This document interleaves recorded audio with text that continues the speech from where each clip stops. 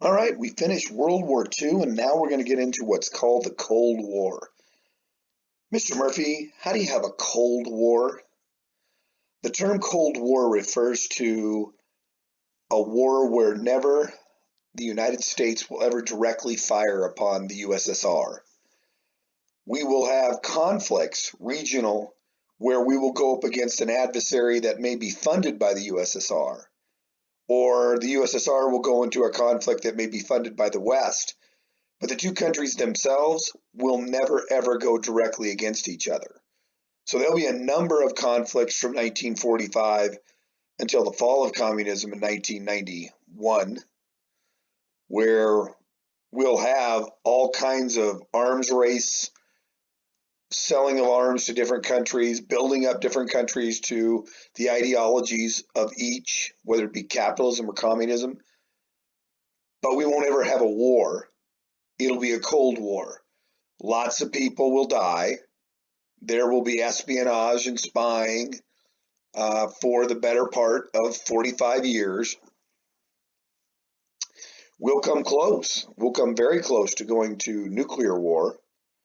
And we'll spend a boatload times 100 worth money trying to contain or stop communism. Why is there such a problem? I mean, what happened here? I thought we were allies. Well, here's what we got. This dislike for one another. And when I'm saying this is I'm talking the United States to the Soviet Union. Remember, whenever I say Soviet Union, I'm talking about communism.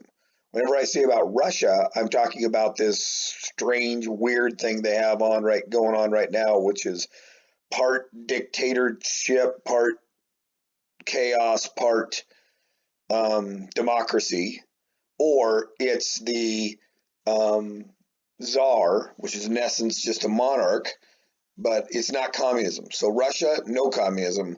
Soviet Union equals communism. So a rivalry between the United States and the Soviet Union had taken place well before World War II ever ended. But the two of them had to get along. Both President Roosevelt and Truman and Soviet Premier Stalin had to get along because you're fighting against Hitler. But you never really trusted the other guy. You didn't really like the other guy. Roosevelt was much better at calming Stalin. The no-nonsense, very down to earth, very straightforward Truman, though, is not quite the same. Those two are going to aim us towards a war. Stalin and Truman they're gonna go at one another.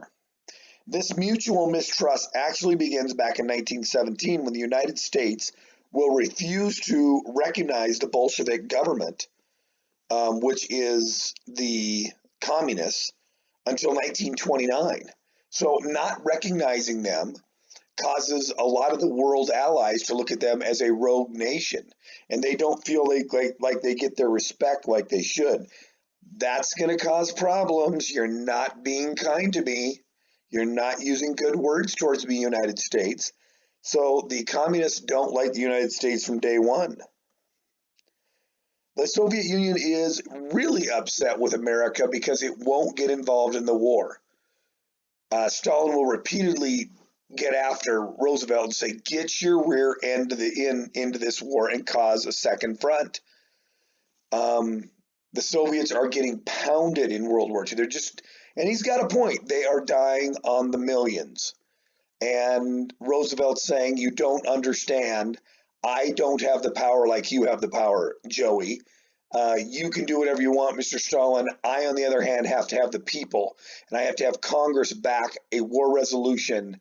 And our country is committed to staying neutral, so we're not going to be able to get involved. Finally, when Japan attacks and Germany declares war, we can get involved. But I mean, we're an ocean away. We're the Atlantic Ocean away. So what are you going to do against a fighting force like Germany? I mean, they're for real. So it's a tough one. Last but not least, the Soviets, I love this one. The Soviets are upset with America because we didn't share the technology of the atomic bomb. It's like, are you serious? Has anybody mentioned to you, Stalin, you're a madman, that you killed millions of people, and you want me to give you the most effective weapon ever known to man? Get a mitt and get in the ball game, Mr. Stalin. We're not giving you that technology. Mr. Stalin, though, will have spies in America, which we will talk about the Cold War and those little Joel Rosenbergs. Um, uh, what was it? Joel and Ethel Rosenberg, two Jewish Americans that will sneak secrets to the Soviet Union. And the Soviets will get the bomb much quicker than we ever thought. There's ideological differences. Capitalism and communism cannot coexist. Capitalism is private ownership. Communism is no private ownership. Capitalism is we leave the decisions up to the individual. Communism is no, it's collectively done. And until we have the pure communism, we'll have a form of government, and the government will have all the control. Once we have that pure form of communism, then all the people have one voice. Capitalism, I can do whatever I want. I can make whatever product I want. It's totally left up to me. So this is going to be the American United States business model is going to be spread after World War II. And so is the communist model. Who's going to buy into what? Free everything. This is awesome. Free everything. So we're going to get free education, free housing. I'm going to get a job guaranteed to me. That's what communism is promising me. Capitalism is saying, no, we're not going to give you free everything. We're going to give you a chance to succeed on your own. And if you really work hard and you do a good job, you'll be rewarded for that. And you have a chance to become really wealthy. Communism, you won't become really wealthy. You'll get by, but you'll never be wealthy. Capitalism, it's Marilyn Monroe, it's Disneyland, it's living in the White House with the picket fence out front, two-car garage. It's the all-American dream. The Russian revolutionaries originally talk about that the worker will overthrow the business owner, and the business owner is set up by capitalism. So this cannot coexist. It is the exact same thing as the worldwide revolution of the radical Islamic terrorists that are talking about a worldwide jihad war. It's the exact same thing. They're not going to settle for just a region or a state.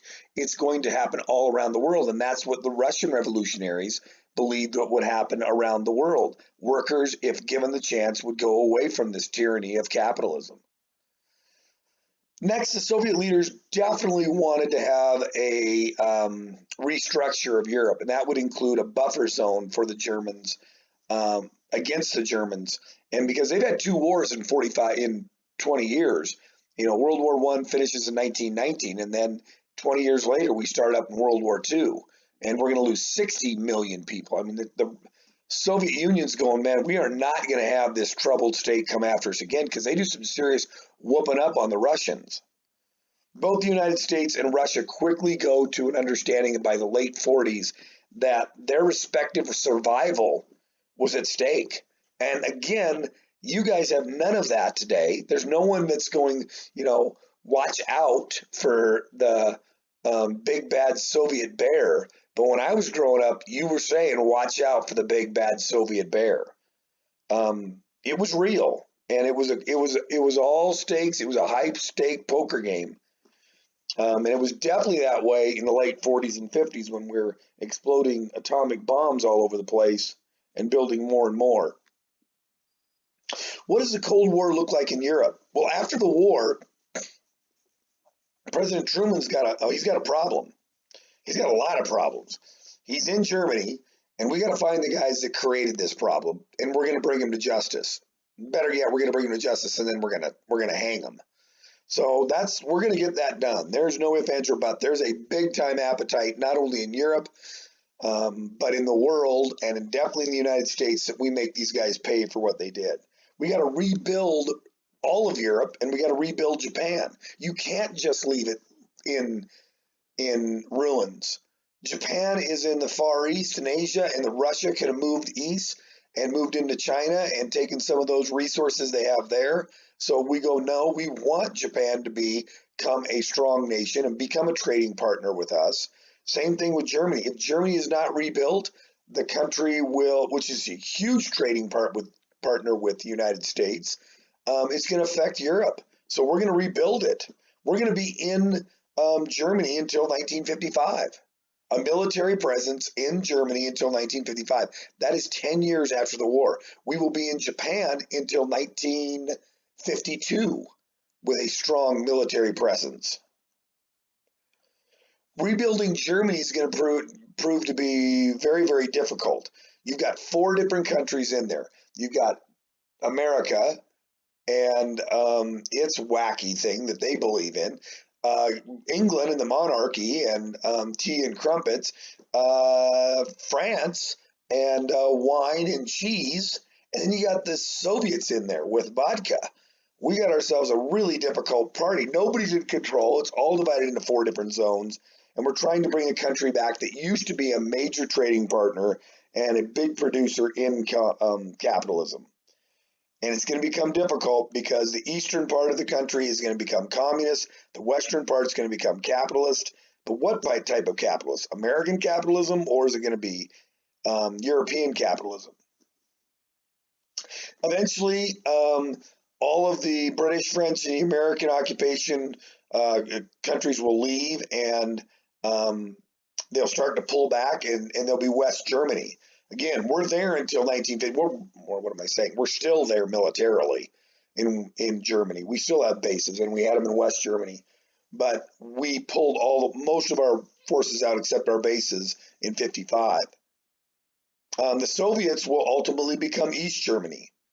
So I remember growing up with East Germany and West Germany, and you had the Olympics, and the East German shot put thrower Hulga looked like she was some inside linebacker for the Chicago Bears. She was all yoked up at like 245, throwing the thing about 8 miles. No, she's not on steroids at all. And then you had the West Germans who were, prospering and their economy's booming while the East Germans' economy is floundering. And we're going to talk about building a wall there in a little bit. Before we get to the East German and West German Iron Curtain Wall, let's talk about the Marshall Plan. The Soviets in particular wanted to extract revenge. They want to take every single piece of equipment and any kind of money from Germany. But America said, no, this is wrong. We can't do war reparations like you did in World War I. It's just going to end in another war. So you don't do that again. So we're not going to look to dismantle all the factories and take all of that back to our own countries. That's what the Soviets are going to do in East Germany. In 1947, Secretary of State George Marshall, who's underneath Truman, comes up with a plan to pledge money, a ton of money, $10 billion in 1945. I want to look that one up. How much is $10 billion in 1945 worth today? To rebuild Europe. And he has some conditions to give this money to European nations. Number 1, they have to have free elections. Number 2, they have to respect the high seas. And number 3, they've got to trade. And basically, they got to trade with us. And if you do those 3 conditions, then we'll give you money. The Marshall Plan, do not let the Marshall Plan get confused with the Truman Doctrine. You got to know the difference between the two. The Truman Plan stabilizes Western Europe, and it's a huge success. It's going to be such a success that within 10 years, the European factories are going to be far exceeding pre-World War II output for their factories. They are just booming. Brand new factories that are producing great quantities, and American workers are saying, wait a minute, we're losing jobs because these guys got better factories than we do. What were we thinking by building those factories?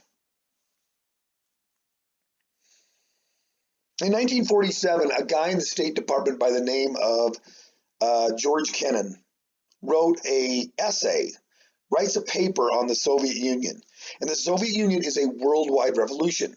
So Kennan says, anywhere the Soviets are at, we have to contain them. Because a rational person looking at, well, I could go on the Soviet side and get a free house and a free car and free healthcare. My healthcare isn't very good though. The car I have is not very nice, and the house I get is pretty much drab like everybody else. Or we could have capitalism with Marilyn Monroe, Mickey Mouse, and Disneyland, and the American dream of owning your nice own house with a 2-car garage. So we're going to put in what's called containment. And that containment policy is something that we're going to use for the next 15 years. Kennan will write about the Soviet Union that it will take every opportunity it can to spread communism. So we need to take every possible endeavor to stop them from spreading communism to all of the different countries in Europe, in Asia, in South America. We have to defeat communism wherever it rises up. And if we do that, it will fall from within. So we're going to stop right there, and we're going to finish this lecture tomorrow. Okay?